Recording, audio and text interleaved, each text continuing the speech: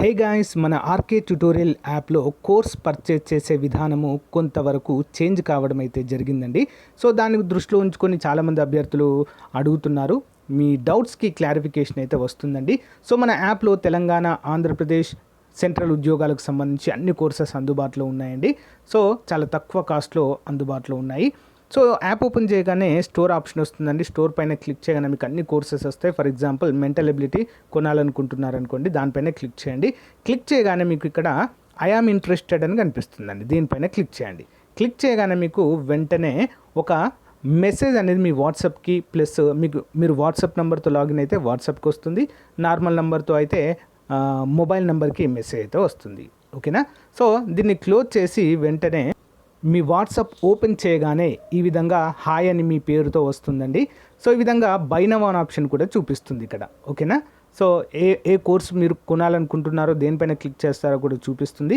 So ఇక్కడ by now అనే option పైన క్లిక్ చేయండి ఫ్రెండ్స్. సో దానిపైన క్లిక్ చేయగానే మీకు డైరెక్ట్గా ఓపెన్ అవుతుందండి. ఓకేనా? పేమెంట్ గేట్వే ఓపెన్ అవుతుంది. ఇక్కడ నుంచి మీరు గూగుల్ పే కానీ, ఫోన్పే కానీ, సో డైరెక్ట్ ఇంటర్నెట్ బ్యాంకింగ్ ద్వారా కూడా కోర్స్ అయితే పర్చేజ్ చేయవచ్చు. చూడండి, ఇక్కడ పే నౌ అనగానే పే నౌ అయిపోతుంది.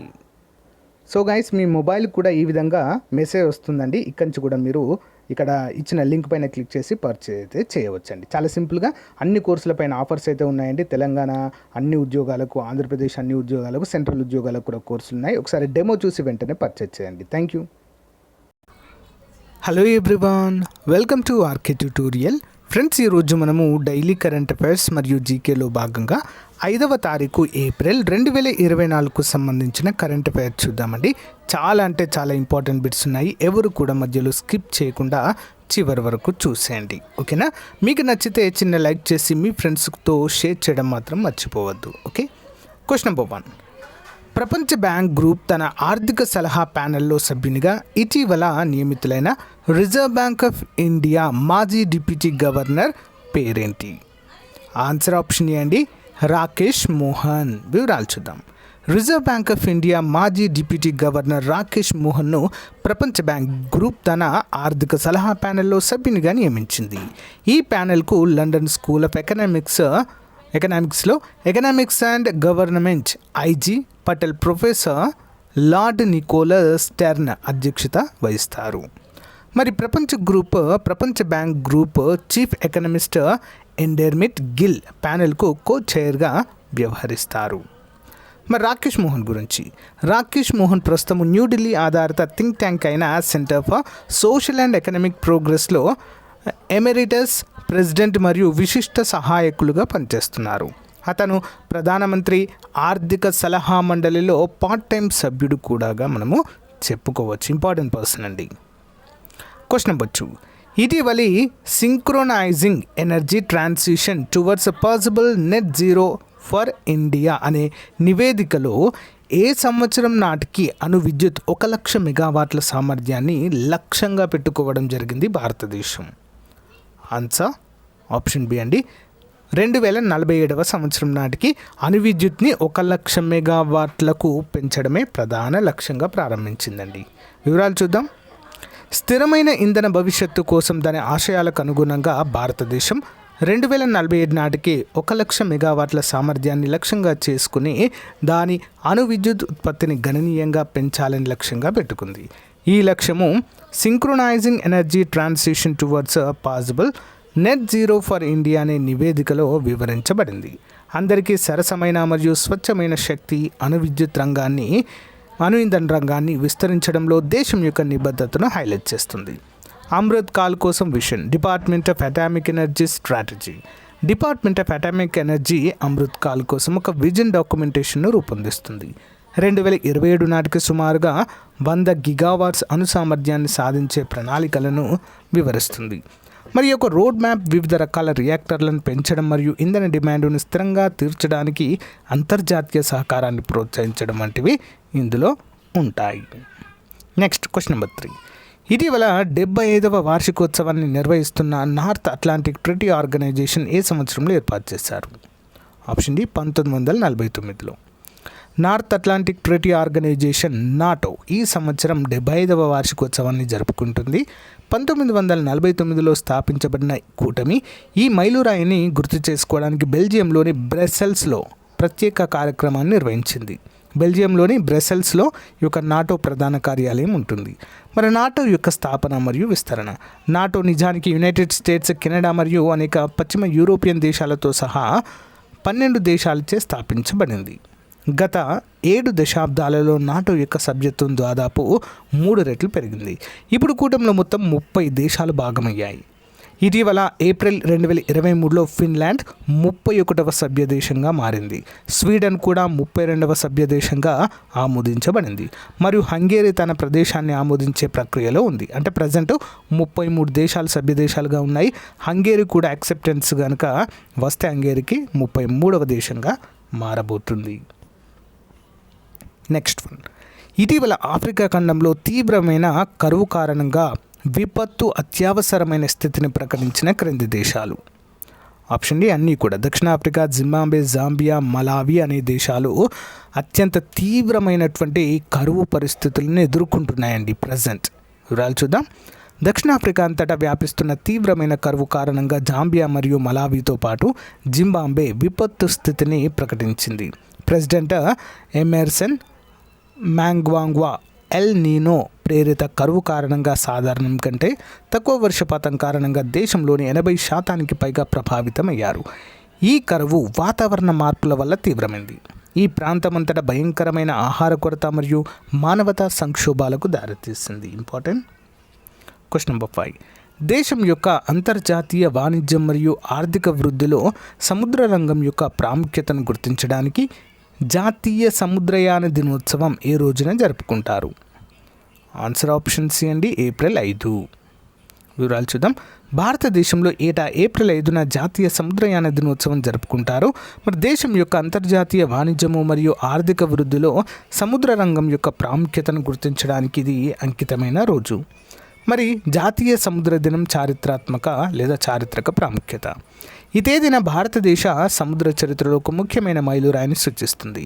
ఏప్రిల్ 5, 1919న మొదటి భారతీయ వాణిజ్య నౌక ఎస్ఎస్ రాయల్టీ మరి సముద్ర మార్గాల్లో బ్రిటిష్ గుత్తాధిపత్యాన్ని విచ్ఛిన్నం చేస్తూ యునైటెడ్ కింగ్డమ్కు ప్రయాణాన్ని ప్రారంభించింది. The theme for national maritime day 2024 is navigating the future, safety first అనేది మనకి ఇక్కడ తెలుస్తుంది. ఇంపార్టెంట్.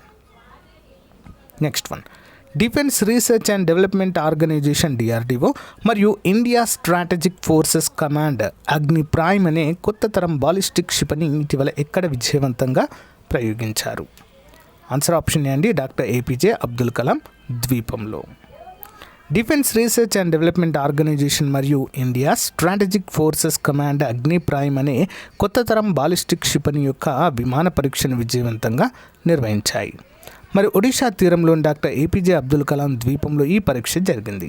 టెర్మినల్ పాయింట్ వద్ద ఉంచబడిన 2 డౌన్ రేంజ్ షిప్లతో సహా వివిధ ప్రదేశాలలో ఉంచబడిన అనేక రేంజ్ సెన్సార్ల ద్వారా డేటా క్యాప్చర్ చేయబడింది. ఈ ప్రయోగాన్ని chief of defence staff, chief of strategic forces command మరియు డిఆర్డిఓ మరియు ఇండియన్ ఆర్మీకి చెందిన ఇతర సీనియర్ అధికారులు వీక్షించారు. Important. Next one, defence research and development organisation ఇటీవల దేశంలోని ఆయుధ వ్యవస్థల కోసం పరీక్ష కేంద్రాన్ని ఏర్పాటు చేయడానికి ఇటీవల ఎక్కడ ఒక ప్రాజెక్టును ప్రారంభించింది? ఆన్సర్ ఆప్షన్ ఏ అండి, పశ్చిమ బెంగాల్. వివరాలు చూద్దాం. Defence research and development organisation పశ్చిమ బెంగాల్లోని జూన్ఫుడ్ గ్రామంలో దేశంలోని ఆయుధ వ్యవస్థల కోసం పరీక్ష కేంద్రాన్ని ఏర్పాటు చేయడానికి ఒక ముఖ్యమైన ప్రాజెక్టును ప్రారంభించింది. అదనపు కార్యాచరణ ప్రాంతాన్ని అందించడం ద్వారా ఒడిషాలోని చాందీపూర్ ఇంటిగ్రేటెడ్ టెస్ట్ రేంజ్ వద్ద పరీక్షల కార్యకలాపాల సంతృప్తతను పరిష్కరించడం ఈ చొరవ యొక్క లక్ష్యం. స్థానం మరియు ప్రయోజనం. బంగాళాఖాతంలో ఉన్న చాందీపూర్తో సమానమైన జూన్ఫుడ్ దాని వ్యూహాత్మక ప్రదేశం కోసం ఎంపిక చేయబడింది. సో డిషు సమీపంలోని 8.73 ఎకరాల విస్తీర్ణంలో ఉన్న ఈ సైట్ రక్షణ మరియు భద్రతా డొమైన్లలో ఇటువంటి మూల్యాంకనాల యొక్క ప్రాముఖ్యతను పరిగణలోనికి తీసుకొని ఆయుధ వ్యవస్థల యొక్క సకాలంలో ట్రయల్స్ను సులభతరం చేయడము లక్ష్యంగా పెట్టుకుంది. Important. Next one, Shanghai cooperative organisation సభ్య దేశాల భద్రతా మండలి కార్యదర్శుల 19వ వార్షిక సమావేశం 2024 ఏప్రిల్ 2 నుంచి 3 వరకు ఏ దేశ అధ్యక్షతన జరిగింది? ఆప్షన్స్ అండి. కజకిస్తాన్. షాంఘై కోఆపరేషన్ ఆర్గనైజేషన్ సభ్య దేశాల భద్రతా మండలి కార్యదర్శుల 19వ వార్షిక సమావేశం 2024 ఏప్రిల్ 2 నుంచి 3 వరకు కజకిస్తాన్లోని ఆస్థానాలో జరిగింది. భారత ప్రతినిధి బృందానికి జాతీయ భద్రతా సలహాదారు అజిత్ దోవల్ నాయకత్వం వహించారు. మరి ఎస్సీఓ ప్రస్తుత చైర్మన్ కజకిస్తాన్ అధ్యక్షుడు కసిమ్ జోమార్ట్ టోకేవ్ను కూడా కలిశారు. సమావేశం యొక్క ఎజెండా 2025-27కి మధ్య తీవ్రవాదము, వేర్పాటువాదం మరియు తీవ్రవాదాన్ని ఎదుర్కోవడానికి సహకార కార్యక్రమాన్ని మరియు 2024 నుంచి 29 వరకు ఎస్సీఓ యాంటీ డ్రగ్స్ స్ట్రాటజీని అనుసరించాలని అధ్యక్షుడు టోకయోవ్ సూచించారు. ఇంపార్టెంట్. Question number 9. 2024 సంవత్సరానికి ఇటీవల ప్రకటించిన ఫీఫా ర్యాంకింగ్స్లో భారతదేశ స్థానం. ఆప్షన్ ఏ 121 అండి. ఫీఫా ర్యాంకింగ్స్లో భారత పురుషుల ఫుట్బాల్ జట్టు 4 స్థానాలు దిగజారి 121 స్థానానికి పడిపోయింది. గత నెలలో ఫీఫా ప్రపంచ కప్ క్వాలిఫైయర్స్ 2వ రౌండ్లో ఆఫ్ఘనిస్తాన్ చేతిలో భారత్ 1-2తో అనూహ్య ఓటమి చవిచూసిన సంగతి తెలిసిందే. ఈ ప్రభావము జట్టు ర్యాంకింగ్ పైన పడింది. సాఫ్ ఛాంపియన్షిప్ గెలిచిన భారత్ నిరుడు టాప్ 100లో నిలిచింది. కానీ ఆసియా కప్లో వైఫల్యంతో 15 స్థానాలు కోల్పోయి 117వ స్థానానికి చేరింది. ఇప్పుడు మరో 4 స్థానాలు దిగజారి భారత్ పేలవ ర్యాంకు 173గా ఉంది. మరి అర్జెంటీనా, ఫ్రాన్స్, ఇంగ్లాండ్, బెల్జియం 117 అండి, ఇది గమనించాలి. Argentina, France, England, Belgium, Brazil, Netherland, Portugal, Spain, Italy, Croatia వరుసగా తొలి 10 స్థానాల్లో ఉండడం అయితే మనము చూడవచ్చు. Okay. Next one. Marine cloud brightening పేరుతో పెరుగుతున్న ఉష్ణోగ్రతలను తగ్గించేందుకు గాను కొత్త ప్రయోగానికి శ్రీకారం చుట్టిన దేశము. Marine cloud brightening. Answer options అండి. అమెరికా. అంటే ఏంటో చూద్దామండి. పెరుగుతున్న ఉష్ణోగ్రతలను తగ్గించేందుకు గాను కొత్త ప్రయోగానికి గాను అమెరికాకు చెందిన శాస్త్రవేత్తలు శ్రీకారం చుట్టారు. జియో ఇంజనీరింగ్ సాంకేతికతను వినియోగించి మేఘాలను మరింత ప్రకాశవంతంగా మార్చడం ద్వారా సూర్యరశ్మిని తిరిగి ఆకాశంలోకి వికర్షించేలా చేసి భూమిపైన ఉష్ణోగ్రతలు తగ్గించవచ్చని వీరు చెబుతున్నారు. దీన్నే మెరైన్ క్లౌడ్ బ్రైటనింగ్ అని పిలుస్తారు. ఇందుకోసం ముందుగా మహాసముద్రంపై దిగువ వాతావరణంలో సముద్రపు ఉప్పు లేదా ఏరోసోలాను స్ప్రే చేస్తారు. ఇవి మేఘాలను మరింత ప్రకాశవంతంగా మార్చే కేంద్రాలుగా పనిచేస్తాయని శాస్త్రవేత్తలు చెబుతున్నారు. మరి మేఘాలు ప్రకాశవంతంగా మారడం వల్ల సూర్యరశ్మిని వికర్షించే సామర్థ్యం పెరుగుతుందని పేర్కొన్నారు. తద్వారా భూమిపై ఉష్ణోగ్రతలు తగ్గించే అవకాశం ఉంటుందన్నారు. ఈ మేరకు అమెరికాలోని శాన్ ఫ్రాన్సిస్కో బేలో మొదటి ప్రయోగం చేశారు. కాగా ఈ మెరైన్ క్లౌడ్ బ్రైటనింగ్ వద్ద పద్ధతిపై పలు విమర్శలు కూడా ఉన్నాయి. వాతావరణాన్ని ప్రభావితం చేసే ఈ పద్ధతి వల్ల దుష్ప్రభావాలు ఉండే ప్రమాదం ఉందని కొందరు నిపుణులు కూడా హెచ్చరిస్తున్నారు. Additional questions. ఇటీవల వార్తల్లో కనిపించే అహోబిలం పుణ్యక్షేత్రం ఏ రాష్ట్రంలో ఉంది? అహోబిలం. Option A Andhra Pradesh. కతియా గోధుమ ఇటీవల జిఐ ట్యాగ్ను పొందింది. ఇది ఏ రాష్ట్రానికి చెందినది? కతియా గోధుమ. Option C Uttar Pradesh. ఇటీవల వార్తల్లో చూసిన పెరుంగమనల్లూర్ ఊచకోత ఏ రాష్ట్రానికి సంబంధించింది? Option A Tamil Nadu. ఇటీవల iOS ఎకో సిస్టమ్ పరికరాల కోసం మై CGHS యాప్ని ఏ మంత్రిత్వ శాఖ ప్రారంభించింది? ఆప్షన్ బి ఆరోగ్యం మరియు కుటుంబ సంక్షేమ మంత్రిత్వ శాఖ. ఇటీవల డీజీ యాత్ర వ్యవస్థను ప్రారంభించిన భారతదేశంలోని 14వ విమానాశ్రయం ఏది? ఆన్సర్ ఆప్షన్ సి అండి. మనోహర్ అంతర్జాతీయ విమానాశ్రయం, గోవా. ఓకేనా. మనోహర్ పారికర్ గారు ఉన్నారు కదండి, దివంగత మనోహర్ పారికర్ గారి పేరు మీదుగా దీన్ని ఏర్పాటు చేశారండి. గోవాలో ఉంటుంది.